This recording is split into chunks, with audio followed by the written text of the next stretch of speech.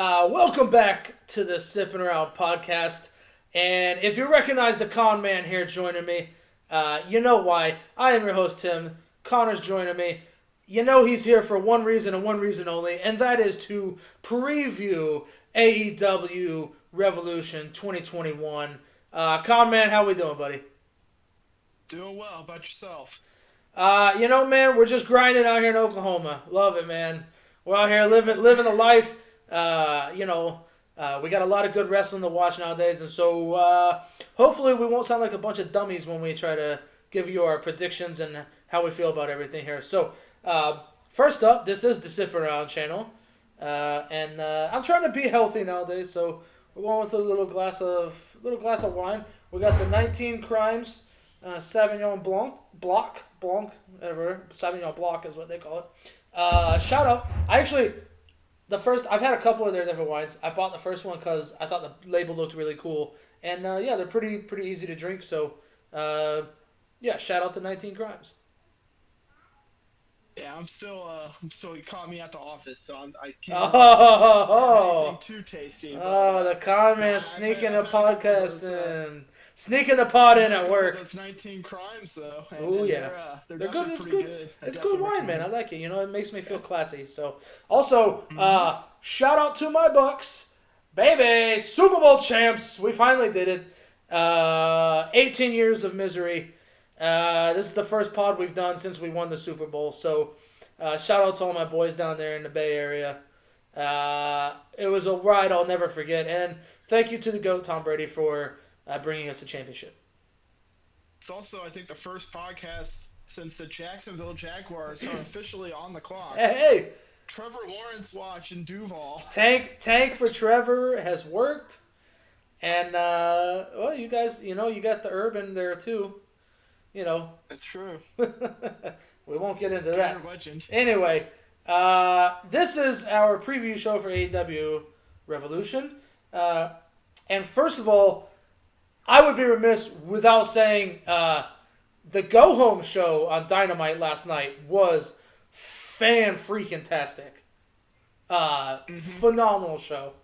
They usually do a good job with the Go Home show, but this one was particularly well. And shout out to Shaq, man.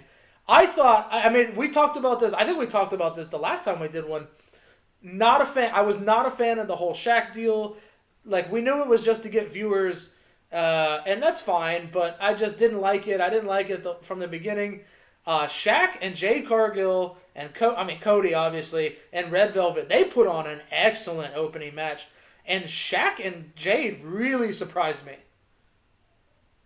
Yeah, I always thought Shaq was when they got to the match, I thought it was gonna be pretty good. I think they just had that story just kind of start off too soon, so it just took too long. They tried to build it out too long. I get the point. You want to try and have many eyeballs as possible on it, but he's a character in himself. I wish he would have had more of an impact in the build up to it, just because he's great on Inside the NBA and being having watched him a lot when he was playing with the Heat too. After he was with the Lakers, he has a really big personality, great guy. Yeah. So I knew he was gonna put on a show at least, and I think the dude's athletic as can be for a 7'1", 300-pound man. That dude can move. Also, the fact that they list him at 300 pounds is a ridiculous joke. He's 7'1" and thick. There ain't no way Shaq's 300 pounds. Shaq, I'm sorry, don't slap me on the chest like you did Cody, but there ain't no way in hell you're 300 pounds, Jack. They might not have even needed a gimmick table for that. He might have just broken up by himself. Also, I popped so hard when Cody. First of all, Cody cleared on a crossbody block over all three ropes. That was impressive. And then Shaq took that bump like a champ, dude. Yeah.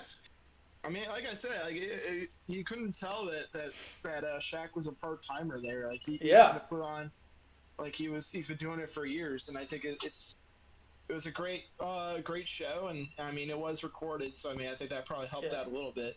Well, and Jade and Red Velvet really did good work.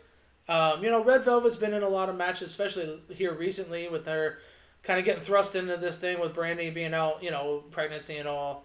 And Jade looked. I mean, she looks unbelievable. She's the most fit woman on the planet. Like she's in incredible shape, and if they could work on her mic skills a little bit, she could be an absolute megastar.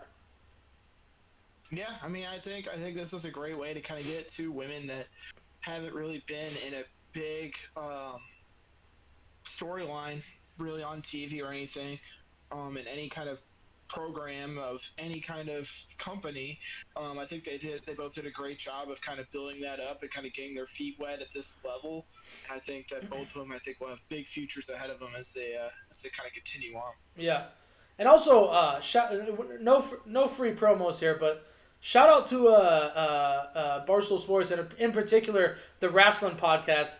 I know since Brandon Walker started that, I love it. I love it, man, because they talk a lot about the Attitude Era and those things. When I was growing up, that things that made me love wrestling, that AEW brought back out of me since they've been going. And shout out to them for being in the press conference last night. That was pretty cool. No free ads, but if you want to go check out Wrestling with Brandon Walker, it's a great podcast. I love it. I look forward to when it drops every Tuesday. But anyways, moving on. Let's get started. We're gonna start breaking down. We're not, I think they just announced yesterday, like real kind of out of nowhere, like Riho and Thunder Rosa against Dr. Baker and Dr. Britt Baker, DMD, apologies, and Reba on the buy-in. I think they had the thing where if Reba can't compete, then Dr. Britt gets to pick her partner. So I think she's gonna get to pick her partner. We'll move on. I mean, for sure, they're opening with the tag team battle royale. This is gonna be nuts. I don't know if there's been a tag team battle royale. Certainly not with this many teams in it. But this is gonna be crazy. And as I look at the list here, we've got Bear Country.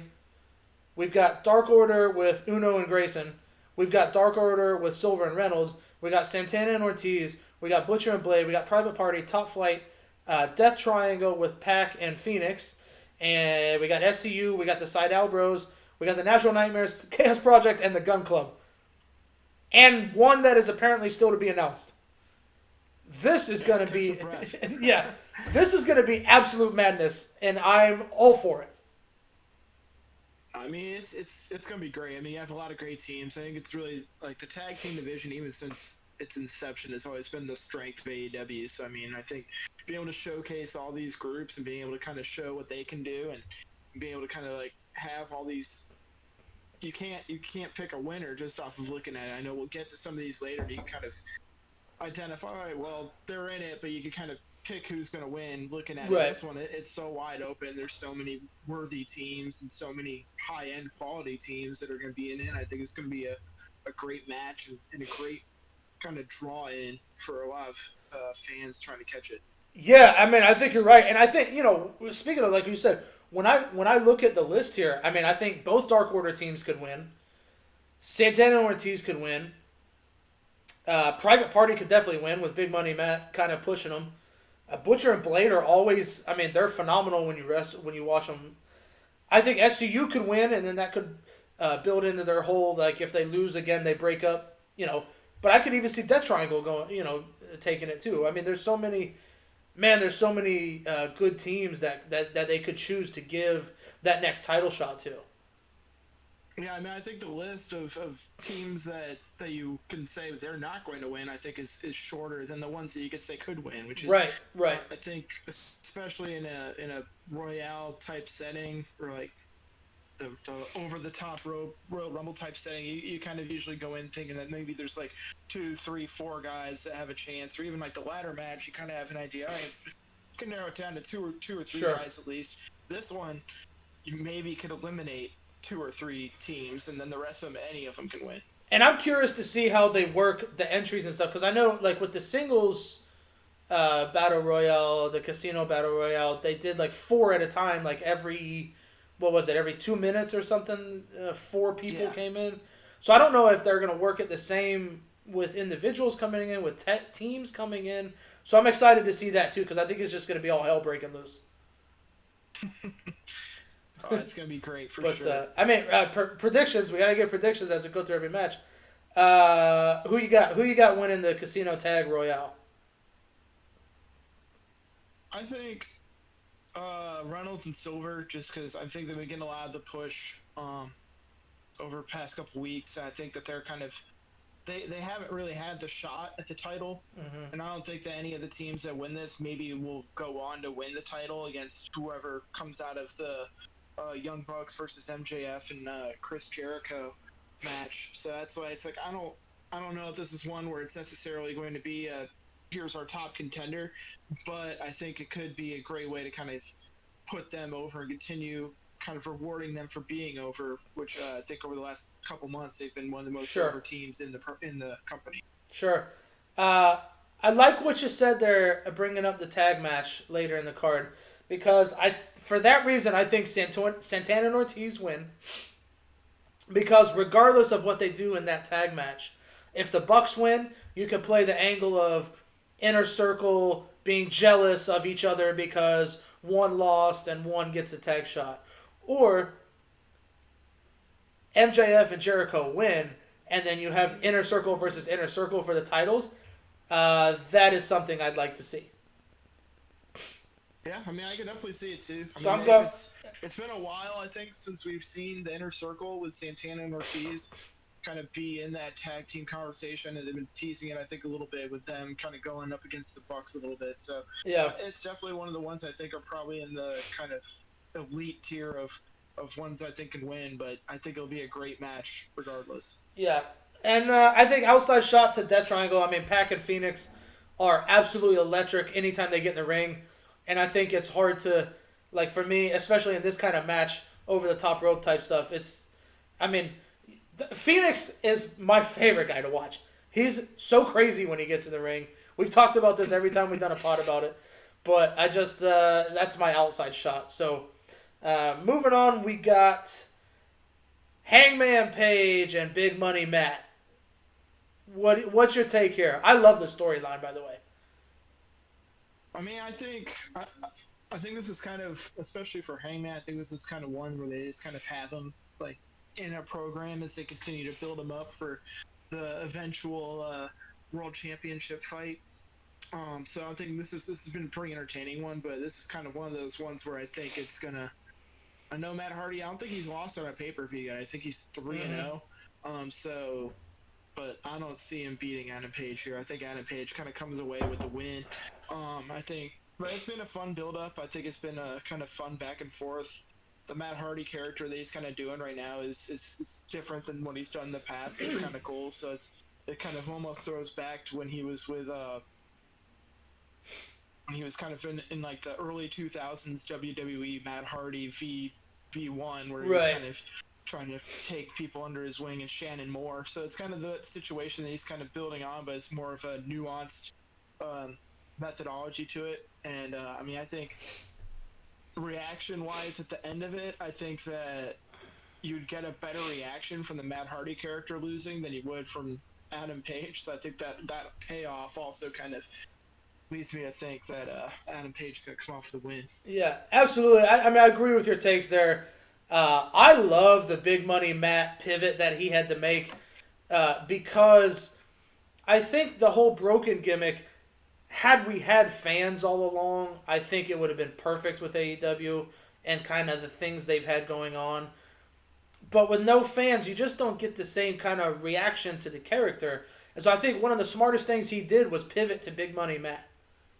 And he sells it great. I mean, I believe that he is a money grubbing carny douchebag, and I love it. I love it. I love Big Money Matt, and the little thing where they had Hangman just kind of slip those extra papers out and sign them. Like, I love that. It was so smart. Like, I didn't even see it. I think I didn't even notice it until the next day I was listening to Busted Open, and all of a sudden someone called in and told LaGreca and Bully Ray that, oh no, Hangman like pulled the extra papers out. And sure enough, like they had to go back and look at it, 'cause I didn't remember that at all.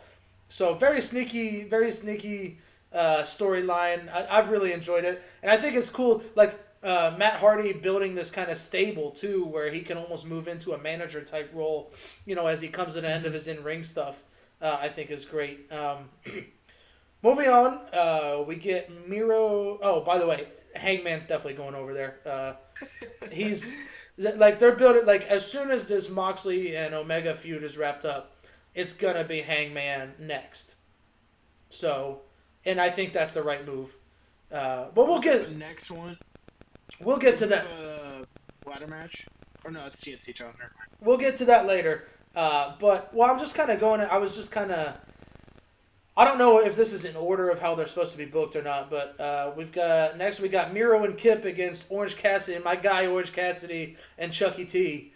This has been it's been kind of a comic relief angle for me. I've enjoyed it. It's not that I haven't really bought into it, but I think I think Trent getting hurt really kind of they had to really pivot a little bit too and bring Cassidy in more, which I think they've done a good job of. And I think this is all just to kind of give Miro something to do while they're kind of prepping him for a big run. Because whether it's the TNT or the AEW title, I think Miro's very soon to make a run. Yeah, I kind of feel the same way. I think it's kind of just been something to kind of do. I know they had to tie up the Kip stuff with his wedding, so they kind of used this to kind of tie in with that angle. And then you also had the best friends, the two remaining non-injured best friends, kind of stuck in no man's land. And then you had Orange Cassidy coming off of a couple hot programs with Jericho and kind of being really on fire, I think, with crowds and stuff. And so you didn't want to kind of have him fall by the wayside. So I think pairing him up with Miro and kind of building this out. And I mean, it has been my favorite thing that they've been kind of working on over the last couple of months, but it hasn't been bad. I think it's been pretty enjoyable, like you were saying, as a comic relief, kind of keeping all the guys busy until I think there is bigger and better things in line for Miro, especially to kind of grow. Yeah. I think there's been a couple different stories, interviews with Cody, where he's been saying that they weren't going to have Miro come in right away and get a title shot because, I mean, he joined in the latter quarter of the year, so it's like you can't. It's like, especially if you're going to be building up how yearly records matter, you can't have a guy come in towards the end of the year and jump in and make this big impact. But I think now they're going to kind of build him up and kind of get him some wins under his belt and kind of build him up into that next level of whether it's for, like you were saying, for the TNT or have him be a challenger to whoever's holding the AEW championship at the end of the night on Saturday. So that's why I think overall I think Miro does go over just because of that. Like, they're not going to have him lose in what's essentially a throwaway feud. Right. And you have guys like, I think Chuck Taylor can eat a pin and Orange can eat a pin. It won't hurt them any. Sure. And I think Miro's definitely going to be the one who picks up the pin for his team. Yeah, no. I think Miro gets the tap on Chucky T. The kind of camel clutch, whatever he's... Mm-hmm. I think he calls it... He just says game over. I don't know if that's what he calls it, game over. But, I mean, look, we all know Miro. You don't sign a guy like Miro who looks like he does with the experience that he has for him to be just kind of middling around. They're prepping him for a run. I think they've got to get to the end of the Moxley Omega program. And I think he's within a couple months of a big push for him. So, yeah, I mean, for sure, Miro and Kip go over, which I like. I like because I want to see Miro being destructive and, basically being like, listen, I came here to win the belt. And that's what I'm about to do. So I think that's where we're going. So, next, bringing us in. I forgot to play this at the beginning of the pod. I screw up every time. But, the icon, the Stinger Splash, he's back. I popped so hard when this dude came into AEW. I was sitting at home in bed watching the Stinger, and when Tony Schiavone says, "It's Sting," I mean, get out of here. So anyways, our next match is, of course, the street fight. Team Taz, Brian Cage and Ricky Starks against Sting and Darby Allin, the TNT champ. Uh, I love what Taz has been doing with the whole Team Taz. I think the guys that he has in Team Taz are great. And Ricky Starks is going to be one of the best guys in the business very soon, if not already. Because he looks great, his in-ring stuff is real good, and he is absolute fire on the mic. Yeah, I mean Ricky Starks, I think is kind of the face of that group. Even though I mean I know they'll draw a lot of attention to Taz being the manager of everything, and you have Powerhouse Hobbs, you have Brian Cage, the FTW champ. So I mean, he's kind of overshadowed a little bit within the group. But I mean, I think that it's another way where they could kind of keep some guys that they want to have big roles within the company for still in high profile programs. I mean, like it doesn't matter what year it is. If you're going up against Sting on a pay-per-view, it's a big Dude. deal. And to get the rub from a guy like Sting, I mean, because all of those other guys are pretty young and pretty new, as far as people knowing who they are. And so to get the rub from Sting like that, I mean, man, and imagine those guys. Like, I mean, I grew up watching Sting on Nitro come down, come from the rafters and break up the NWO. Like, to see Sting back on TNT was wild. And I mean, if I was, I put myself in their shoes. Like, if I was them and I got to work with Sting, I'd be absolutely ecstatic. And I think the way they're doing it, making it a street fight, so that Sting's proven he could take a bump. That powerbomb bump he took from Brian Cage was amazing, and he sold it great. And I think just doing it the street fight way is great because, then he doesn't have to be suplexing or taking huge bumps, and I think it's a way for him to still be effective, and while also giving those guys the rub, and I mean, I think for me, Sting and Darby have to go over, right? Live crowd, Sting has to go over. Unless they're going to do this as cinematic. I don't know. I think the plan is to do this as cinematic. Cause I think when Sting came back, he said he was interested in doing cinematic matches only for right now. I don't know if that's changed, but I think I think it also kind of will build up on the mystique that a lot of these guys have. I mean, that'll allow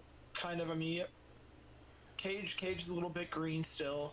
I mean, Darby and Sting, I think, will be able to take advantage of the cinematic experience and stuff. And then, I mean, I think all around it's going to be a great match. AEW's done a great job with their cinematic stuff in the past, too. So I think that there's not a lot of negatives kind of facing them on this one. But I agree. I think Sting and Darby go over.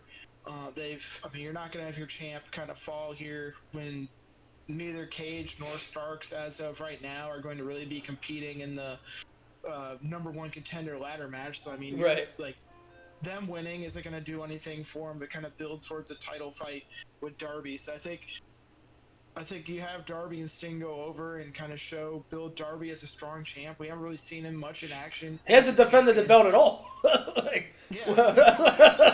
think this will kind of show that he's still got it and kind of remind a lot of the fans of why he is the champion. So I think it's definitely got to be him that kind of goes over here and kind of Team Taz's going to have to go back and lick their wounds and reassess. Yeah, I mean, I like that take. I mean, it's Sting's first match back. You have to put the guy over. And I think, like you said, to put Darby over, I think there's a lot to be done there. And then Sting could kind of be more of a manager almost for Darby. Coach, kind of like Arn's doing with Cody, something similar to that, Jake with Archer. So I think that's the right call. And I think the guys, like with Taz and Ricky, as good as they are on the mic, you can sell them in any feud. They can cut a promo and be in any feud with anyone, and I'll believe it because they're so damn good on the mic. And so I don't mind if they don't go over here. But yeah, I mean, so that's gonna be electric. Like you said, they've done a great job with their cinematics, and the last time we got a street fight type thing was, wasn't it Best Friends against Santana Ortiz, and that match was unbelievable. So Really looking forward to that. Then next up, we got the Face of the Revolution ladder match, which is for the number one contender to the TNT title. We've got Cody, Scorpio Sky, Penta El Cero Mero. No, Penta El Cero. Did I say that? I know he's changed. Yeah. Anyway, Penta El Cero, Lance Archer, Max Caster, and I noticed this last night on the broadcast, and I saw it again today. A TBA. They have a silhouette there. There's someone else to be there in that match. So I wonder if that's what Paul White, because we're going to get to this too. So I wonder if that's what Paul White's alluding to, that he's bringing someone in who's going to be that final entrant into the ladder match. Yeah, I mean, I think that's kind of what a lot of people are kind of thinking, is that this is where whoever Paul White was talking about on this week's Dynamite, that's where they're going to make their impact, and that's where they're going to be kind of making their presence known. Which, I mean, I don't know if you want to talk about it now, but I mean, that's kind of what has confused me with some of the... Let's talk about the ladder match, and then we'll get into what Paul White was talking about. So this is going to... I mean, when I look at the guys in this match, this is going to be a sweet match. I mean, Cody can make anybody look good in any situation. He's so... I mean, look at what he did with Shaq and Jade last night.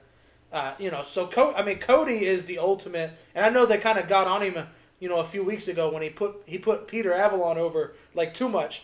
Like, Cody can make anybody look awesome in a match. Scorpio Sky, electric as hell. I love to watch Scorpio Sky. We've talked about it before. I love to watch him in the ring. I mean, Penta. I mean, come on, him and Phoenix are about the same. They just do crazy stuff all the time.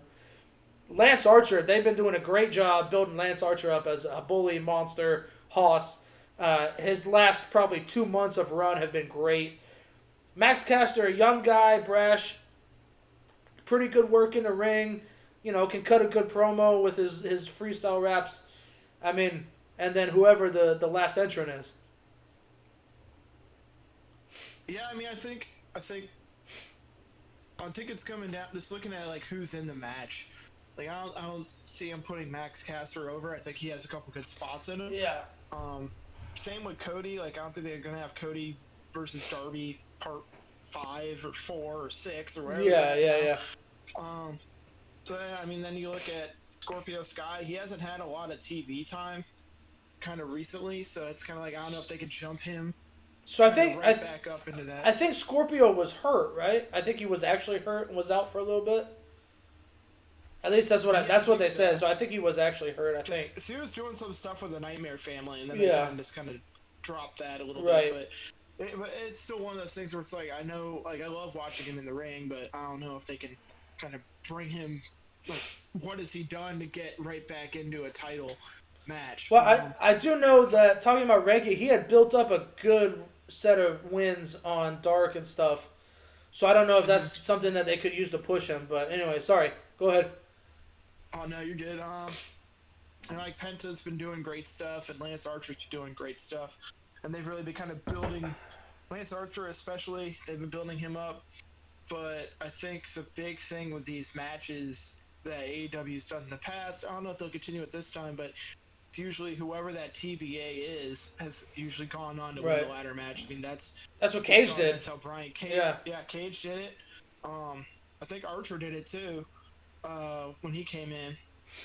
Where he just kind of came in and kind of just dominated, but he wasn't announced, I don't think, for whatever he was in. But I think that's kind of what they've been kind of showing. That is usually the way they'll kind of book these. But without knowing who it is, I can't say one way or another if that person's going to win. So based only on the 5 people that have been announced, I would say that I think Lance Archer kind of comes away with it. I like Archer regardless of who the other person is. I think he's been building up a lot of good momentum. He's had some really good showings in the ring. The match he had with Phoenix, holy hell. I mean, that was awesome. That was awesome stuff. One of the best matches of the year so far. And I think he's on a roll right now. And I think that people want to, he's kind of one of those tweeners. Like, he's kind of a face, but he's kind of a heel. And I think his heel work that he was doing has kind of put him in that tweener spot where like, okay, we know he's a heel, but like people love to see Archer do stuff. Yeah, I mean, he's always been a kind of that big draw in as a big guy who can move. I mean, he can do almost anything, even though he's one of the biggest guys on the roster. So I mean, Bro, when he does he's just that, insane to when watch. he does that where he walks across the top rope and does like a moonsault backwards, I'm like, every time I'm amazed. Also, I'm amazed every time that someone that big played quarterback. Yeah, Imagine trying to sack that guy. Jared Lorenzen over there. Yeah, like imagine trying to sack Lance Archer. Oh, I mean, anyways, it'll be interesting. I mean, because I mean, you also have the possibility they might try and move him on, depending on what happens in the main event. Have him in a program with John Moxley. Man, Sure. they had a great match in Japan that they might want to try and see what they can do here. Now that there's maybe. a lot of moving parts, a lot of forbidden Well, doors open. I'll give you my take on that in a little bit too. I got not a hot take, but I got a take. Moving on. So I think we're down to 3 matches now. Women's title. My girl Sheeta. I love Sheeta. She's carried the belt during a tough time, and she's done a great job. With all the women that they had heard and all of these things, and I think Sheeta's done an excellent job of carrying the belt. And I screwed up every time. Ryo Mizunami, who won the Eliminator tournament, which I was surprised that they put her over Nyla. Well, first of all, I was surprised Nyla went over Dr. Britt. Dr. Britt, my homegirl, what's up? I'm gonna be back in Florida soon. I need a little teeth cleaning, but I really thought Britt was gonna go over and challenge for the title, and so to have Rio kind of come from the Japanese side of the bracket and come out, I thought was a big surprise to me. I don't hate it. I like it. I think I would imagine Rio and Sheeta have worked together before, so I'm sure this will be a high quality match. Yeah, I mean, I heard that the reason that Rio won was because of the girls on the Japanese side. She was the only one who was planning to come back over. So I mean, but I think it'll be another great match. I think it'll be. I mean, this is kind of the case. I think with a lot of these AEW Women's World Championship matches, like it's gonna be it's an unheralded match. I mean, a lot of people when they're previewing the card, they'll look at it and they'll just kind of gloss over it. But I think every single time that I think that we've done one of these, it's been, well, I mean, the women's card's there, it's going to be solid, but you always look at it after the fact. It's like, well, that was one of the better matches on the night, and they, like, you never really have anything to say about them. Yeah. So I think this is going to be another one of those cases where coming into it, there may not be a whole lot of build-up. I mean, I know you have the tournament, but you don't have a whole lot 1v1 build-up. But I think that both of them will put on a great show, and I think Sheeta's going to probably go over, just because I don't think they're going to have her drop it unless there's actually a challenger built up. Yeah. But I think it'll be a great match, entertaining match. I think we'll look back on it when we're recapping and be like, that. I think we both will enjoy the match. Sure, yeah. And, I mean, I love Sheeta, man. She doesn't get enough credit for the work she does. Because kind of like you were saying, when we do these and we don't really talk about the women's match, and then after, but what's the common denominator? It's always been Sheeta in the match, right? Yeah. And so she needs to get a lot of credit for that, and she I need to see her in Abaddon again, and I know it's wild, and I know Abaddon still as a 34-year-old man, Abaddon still freaks me out a little bit, but I need to see more Sheeta in Abaddon. That was such a great feud.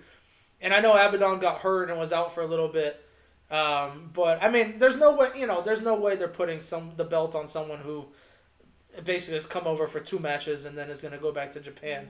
So it does kind of suck in that we know Sheeta's going to win. I could see Sheeta and Thunder Rosa again. Working towards that, or her and Serena, and even like I said, I really thought Dr. Britt was going to go over. So I'd love to see them build her up and put her in a match with Sheeta again.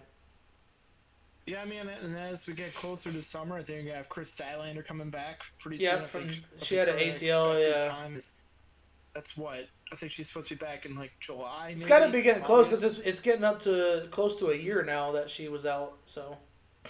Yeah, so I think you're gonna have I know there was a time when a lot of people said there's not a lot of people around to Mm-hmm. build up these other girls, but now those established veterans are going to start coming Yeah. back, and I think that they're going to kind of And build out the women's division. I think a little bit more now. and Big Swole too. I thought the Big Swole and Britt Baker program really carried a large part of the year last year for them when kind of everybody was out and Mhm. hurt and everybody couldn't get there, and so I think I don't know where Big Swole's been, but I'm excited to see her come back as well.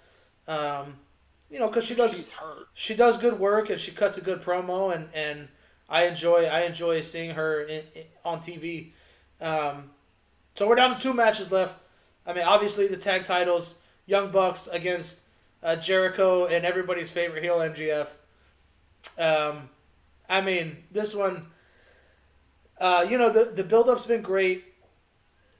The Young Bucks are always going to be it's going to kind of always be, I don't want to say an easy feud for people to have, but, the starting the EVPs, now they're the tag champions. And so then you get, Jericho, who, like, I guess the one title he hasn't held is the AEW tag title, right? And so MJF looking for his first title outside of the Dynamite ring. Uh, and man, I'm really excited for this match. I think it could be awesome because Jericho just knows how to work a great match, and the Young Bucks can do just about anything. In the ring, they can do almost anything, and then MJF is probably the best storyteller in all the business right now. Yeah, I mean, I think it's going to be one of those. It's going to be another one of those matches. I mean, I don't think it's going to be a bad match. I think it'll be an entertaining match. Both these teams are great. I do think the Young Bucks are going to end up retaining, just because I think that they're building something more with Kenny and kind of on that side of things. And I think they're going to want them all to have the belts.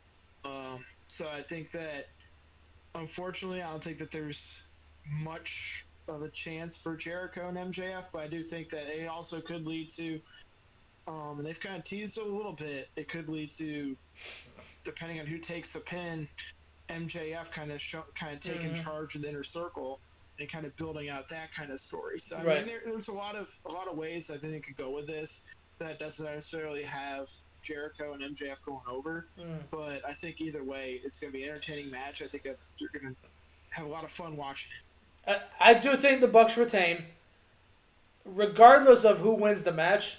This is going to be the beginning of the end for the inner circle. Um, Mm-hmm. if MJF and Jericho win, or if MJF and Jericho lose, it's gonna be the end of the inner circle. I kind of mentioned earlier, like MJF and Jericho against Santana Ortiz would be a great way to end the inner circle, or them losing and Jericho getting pinned and MJF being kind of, we've already kind of seen him behind closed doors talking to everybody, and then him being like, hey man, we got to get this old guy out of here. That could be a good way to go with it too. Yeah, I mean, it's going to be a great match. I don't know. Everybody always talks about 5-star matches. Where I don't think it's going to be like one for the ages, but it will be very, very exciting to Mm-hmm. watch. Yeah, I agree. And then we're getting to the wildest one of all of them. I mean, exploding barbed wire death match. Just let that sink in from exploding barbed wire death match. Kenny Omega, John Moxley. When they first announced this, I immediately went online and on YouTube and typed in exploding barbed wire death match, and I saw Terry Funk and Onita from like 1992 or whatever, and it was wild. Oh my god! I mean, if they do anything like that, it's gonna be crazy. I mean, I don't even know. I'll give my take at the end, but like, this is gonna be wild. I mean, it's gonna be insane. I mean, you're gonna have a ring with barbed wire. You can have explosive in the barbed wire if it's anything like its previous iteration. But I mean, it's gonna be an insane match. You got Moxley, and who loves doing stuff like this, where he loves doing he loves pain and these extreme type matches. And then you have Kenny Omega, who has such a wide variety of matches that he can really kind of work, Well, and he's and he's I a mean his history in connoisseur. Japan. Yeah, a Oh yeah, connoisseur of Japanese history in these kind of matches, these kind of wild classic matches that most people in the States have never even seen because they were just kind of in All Japan or New Japan, I don't and even think this is even at that level. yeah, so like I mean, just like these were like never seen here in the States unless you like really knew Yeah. where to find them. Yeah, I mean this is one of those ones where I think it's going to appeal to the kind of diehards because I mean like you're saying like the ones who watched Terry Funk back in the '90s in Japan kind of Yeah, go in these, and they're going to be in the connoisseurs of wrestling. They're going to be really into it. Then you're going to have like casual fans. They're going to see exploding barbed wire death match, and just the name alone will draw them in. And then you have kind of everybody in the middle. I mean, they're all familiar with what Kenny Omega and John Moxley have been able to kind of put on in the company and kind of show off all that. So I mean, I think all around there's a lot of draws into this match, and I think it's gonna be on paper. I think it's gonna be the match of the night. I mean, yeah. it's just gonna be insane.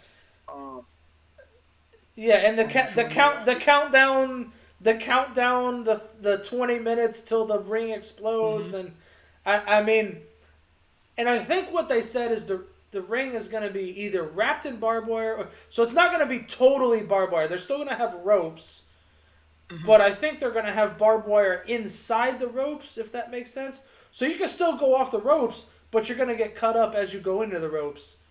Um, I think that's the way the ring's being set up, from what I was hearing and seeing. Yeah, I think it's gonna be like it's wrapped in wire. Right. Like So different parts of it will be wrapped in wire. I So mean, I mean, look. I think it'll be Either way, it's going to be bloody. There's going to be explosions. Sign me up. I mean, this is you. You got me. You got me. Exploding barbed wire death match. I didn't even know what it was, and I wanted it. yeah. I mean, when they announced it, like it's the same thing. It's like I had to do a double take. I was like, well, "What's that? Oh, okay, well, you know, I'm in. Yeah. Easy sell." And But I think it's and definitely gonna be an we got exciting that little time. vignette, that little quick vignette. Kenny and Dawn were putting together the Moxley extermination chamber, so we got to see what that is. Maybe that. All right, that happened. It's mind blowing to me that this happens every time with Discord. Please, someone on my channel, leave a comment and tell me how to fix this, because every time we do a pod, this happens, and it drives me crazy because I don't know how to fix it. But anyways, yeah, exploding barbed wire death match. I mean, the Moxley extermination chamber.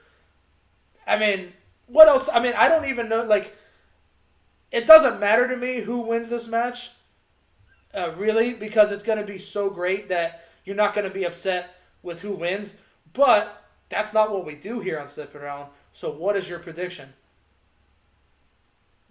I mean, I think it's Kenny Omega. I mean, the era of Omega has just begun. I don't think that they take the belt off him that quick.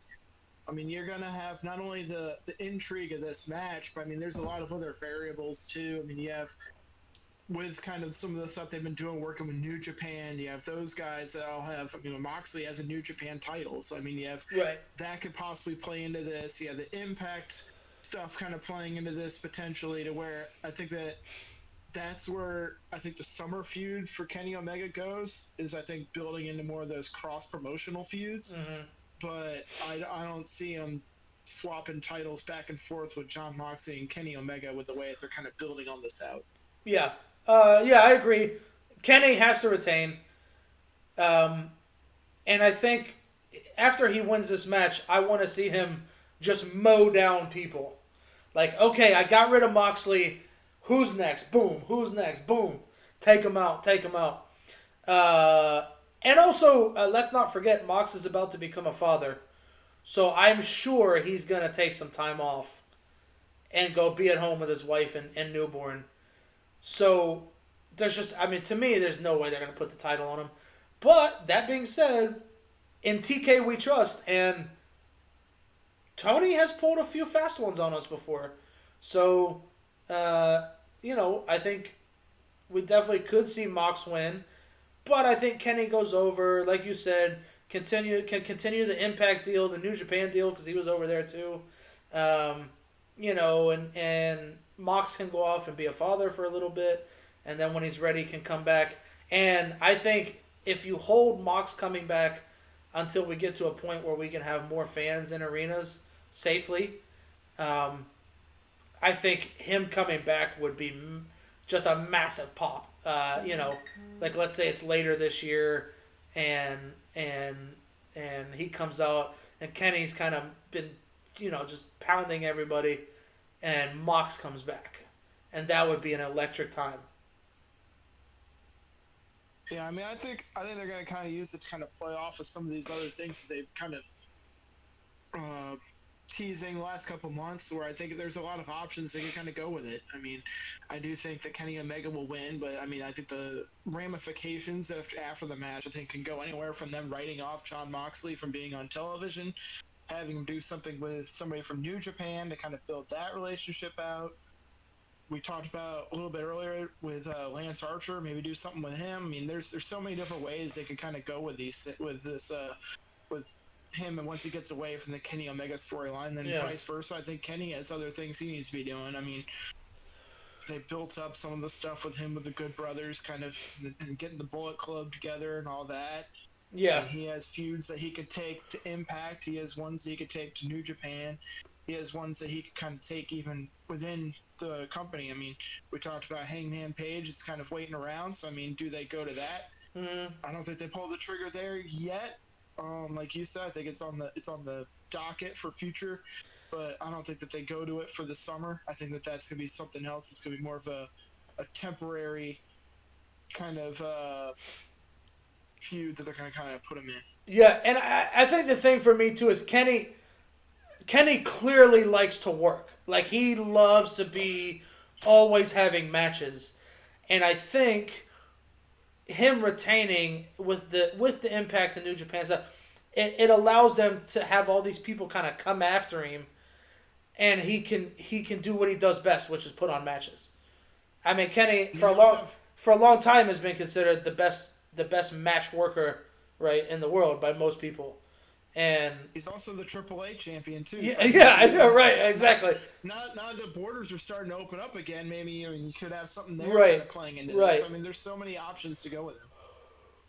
Yeah, so I think it's the right decision. I think nobody's gonna complain about Kenny Omega having the championship longer. You know what I mean? You know what I mean? Like you're getting a guy who can put on phenomenal matches with anybody, who can work all the time, who loves to do it. Loves to work all these different matches clearly. So, yeah. So I guess that kind of wraps us up for our preview of AEW Revolution 2021 edition. This Sunday on Bleacher Report. No free ads. Unless, hey, TK, if you want to slide me a little free membership there or something, free pay-per-view, I won't say no about it. Anyway, Conrad, thanks for joining me. This has been part 1 of AEW Revolution 2021, by the way. We'll be back with part 2, which is the recap part. Let's see, we're going off Sunday evening, so we'll probably get to it Monday at some point, right? So before we go, who do you think Paul White? Oh, that's right. About? You almost. That's good. Good. See, that's a good guest / co-host, man. You can't let me forget. I get sidetracked. I tell everybody I get sidetracked all the time, man. So, good on you keeping me back. I'll start with who I saw everybody talking about. Everybody said CM Punk, RVD, and you even brought up that people were talking about Brock. Yeah. CM Punk, I think would fit perfectly with what AEW does best, kind of the style a lot of their guys have. So would Rob Van Dam, except that he is old. But the chance for me to do this as an adult would be awesome. But I think bringing RVD in would be, I think it's a little too much for me personally. I think they should stick kind of younger or guys who can still work a lot. Brock would be the upset of all upsets, I think. And when you and I were texting, I said, if you bring Brock in, the run problem is pretty much everybody said, Brock doesn't care about what he's doing unless he's involved with a title. And I think it would kind of muck up the waters a little bit, when they've got all these good kind of people that they can push for a title. You bring a guy like that in, but he only wants to do a title on. I think could slow things up. But who do you think? Who's your guy? I mean, I know you told me Brock, but who's your guy? I mean,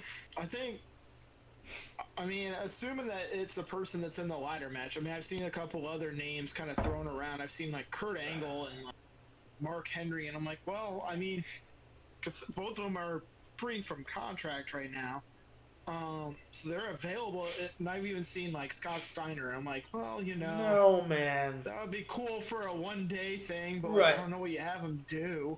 And it's like, especially if they're debuting in this ladder match, like I don't want to see Kurt Angle in 2021 wrestling in a ladder match against a bunch of guys Sure. 20 years his junior. So I'm kind of, but I mean, like I saw even another one where they were talking like, is it Selena Vega?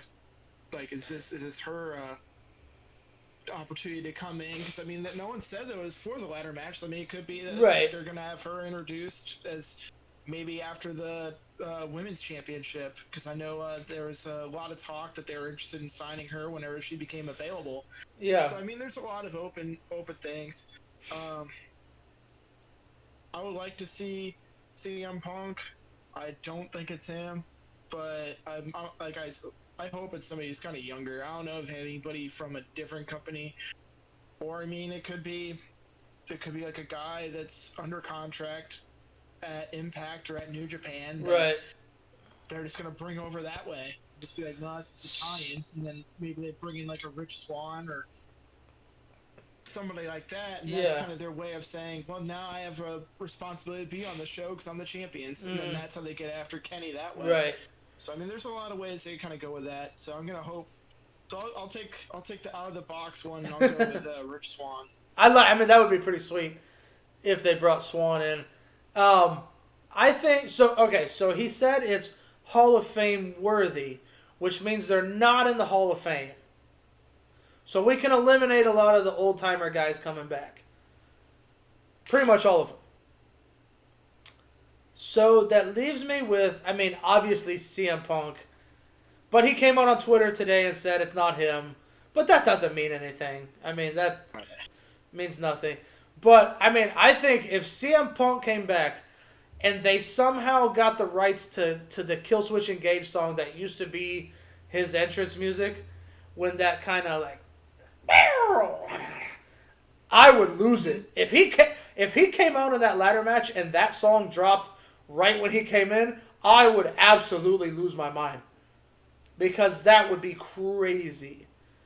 I mean, I think the only downside with CM Punk, it's going to be really hard to justify bringing in CM Punk, who will probably be the most over person in the company, and not immediately have to strap a rocket to him to put him in a title comp. Right. So, I mean, that'll be tough. But again, he's one of those guys who is so good at his character work, he can sell any storyline you give him. Right? Mm-hmm. So I don't know if you have to push him that hard right away, because he can make you believe that he is in this feud with Orange Cassidy. Right? I worked my ass off. You just come out here and are lazy and people love it. Like, I would love that. Like, something like that. But again, he said he's not coming back, so we'll pump the brakes on that for now. Brock is certainly interesting, but I've said it's going to be somebody that's kind of a little outside the box. Maybe like a Rich Swann would be great. But it's going to be I think it's going to be huge. Like, you don't have formerly known as the Big Show come out and say that he's got the inside scoop on somebody huge if it's not somebody actually huge. And I don't know who's not under contract or whatever. I don't know who that would be right now. I can't think of anybody who's floating around out there that would be available. Maybe a Carlito. I don't know if he signed a new deal with them or if it was a one-time deal at the Rumble. I saw some people say Christian could be coming, which would be wild considering he was just in the Royal Rumble. But if that was a one-off and he's still not under contract with them, and that would kind of tie into Impact as well, if you brought Christian back. So I don't. Truth is, I don't know who it is. I think CM Punk is kind of the one everybody's saying, but I don't know. Yeah, I mean, I think with their histories, I think CM Punk and RVD make the most sense. Being a ladder match. Yeah. CM Punk, 2-time Money in the Bank champion, I think. Might be 3. Yeah, I know. Yeah, he won it a couple times. Yeah, so I mean, he's no stranger to a ladder match. I mean, you have I don't know. It'll be interesting. I think that's gonna be. But I think that's who the winner of that match will end up being. Is whoever gets announced, provided it's as big of a name as they're hyping up, and it's not just them building up to nothing. And I've thought about this. What if Paul White says it's me? Well, like kind of like almost as a gimmicky thing, because I know they did say he's gonna do the commentary, but he's also gonna do some in-ring stuff. So what if he's like, it's me, and I'm in the ladder match? That'll be one of those ones where it's like, I don't know if I'd be upset that happened, or if I'd be like happy, because it'd be a funny. I respect the hell out of it. For it, but yeah. No, but I think, like I said, in TK we trust. Tony Khan's way too smart for that. He's, Tony Khan plays chess when we play checkers. And that's all there is to it. TK, shout out. I'm from Jacksonville. If you want to ever, if you ever want to have me in to do some work down there or whatever, I'm here. So, anyway. Are you the mystery entrant? Dude, I couldn't keep my mouth. If I was, I couldn't keep my mouth shut. Like, everybody would know I was the mystery entrant. I'd be like, bro, I'm going to. Don't tell anybody. I'm flying to Jacksonville. I may or may not be on pay-per-view. You're gonna have to figure out what that means. No, I definitely couldn't keep my mouth shut if I was. Also, I'm a few pounds and a few years away from my glory days. So Hall of Fame worthy, Tim. Hall of Fame worthy, not for wrestling. Also, he didn't say what Hall of Fame, so. Which actually makes me think, what if it's like a former football player or somebody, like the Gronk shows up? I mean, we can't rule out that it's not WWE Hall of Famer President Donald Trump. No, Tony Khan's Tony Khan's too smart for that, man. No, but I think it'll be a big. TK plays chess, man. Like Tony Khan. I hope it'll be something cool. Which one of these major surprises has Tony Khan missed on? He hasn't.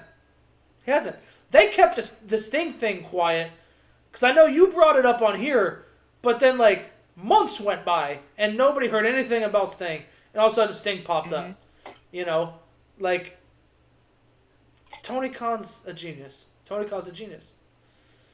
In TK we trust. I mean, you never know who it's going to be. Yeah. In Tony Khan, I think they've done a great job. In Tony Khan we trust, man. Anyways, that's it for Sipping Around. I don't know what episode this is. I don't know, 18, 16, something like that. I'll figure it out. I'll put it in the description. This has been our AEW Revolution 2021 preview show. We'll be back with a recap show, which hopefully we won't go as long, so you don't have to sit here with us as long. We know that's how the people like. You like shorter bits, and we'll give it to you. We'll give it to you next time, promise. Unless the card is just unbelievable and we have to talk more, so whatever. Can't rule it out. Con Man, thanks for joining me. This has been Sipping Around. No problem. We'll see y'all later. Playing us out. Probably my favorite AEW's theme song right now. Team Taz, take it away.